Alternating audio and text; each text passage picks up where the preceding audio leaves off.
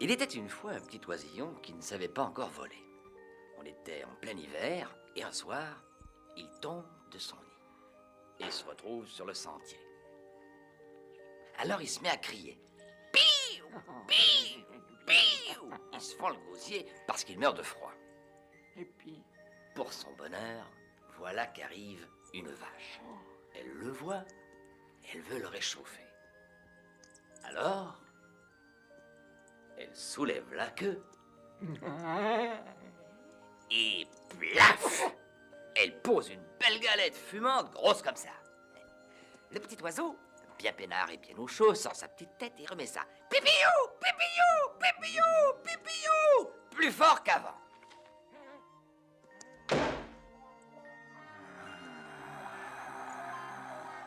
Mais un vieux coyote arrive au triple galop. Il allonge une patte, l'extrait délicatement de son tas de merde, essuie la crotte qu'il recouvre, et ensuite,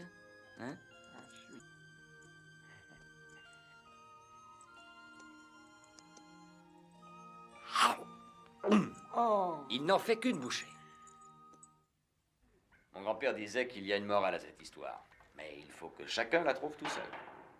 oh, un oisillon, un coyote, une galette. Moi, toutes ces histoires de merde, ça me fait la tête comme une calebasse. Les fables et leur moralité, tu y crois encore? Oui.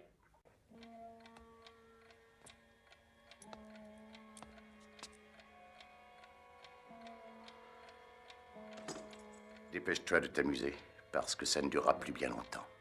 Le pays s'est développé, il a changé. Je ne le reconnais plus. Je m'y sens déjà étranger. Le pire, c'est que même la violence a changé. Elle s'est organisée. Et un coup de revolver ne suffit plus. Mais tu le sais déjà, car c'est ton siècle, ce n'est plus le mien.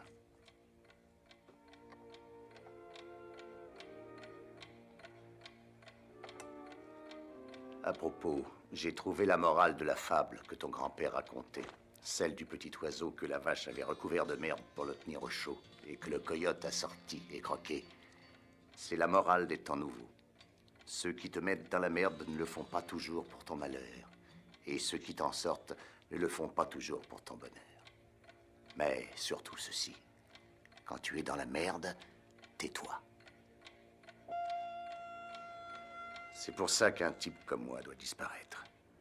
Ton idée d'un duel truqué était bien la marque de ces temps nouveaux. C'était le moyen le plus élégant de me faire quitter l'Ouest. D'ailleurs, je suis fatigué. Car il n'est pas vrai que les années produisent des sages. Elles ne produisent que des vieillards. Il est vrai qu'on peut aussi être comme toi, jeune en nombre d'années et vieux en nombre d'heures. Oui, je débite des phrases pompeuses, mais c'est ta faute. Comment parler autrement quand elle est devenue un monument historique? Je te souhaite de rencontrer un de ces êtres que l'on ne rencontre jamais, ou presque jamais. Ainsi, vous pourrez faire un bout de chemin ensemble. Pour moi, il est difficile que le miracle se reproduise. La distance rend l'amitié plus chère et l'absence la rend plus douce. Mais depuis 3 jours que je ne t'ai pas vu, tu commences à me manquer.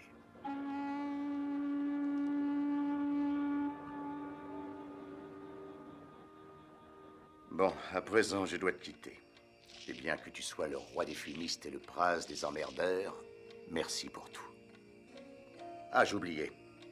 Quand tu vas chez le barbier, assure-toi que sous son tablier, il y ait toujours un homme du métier.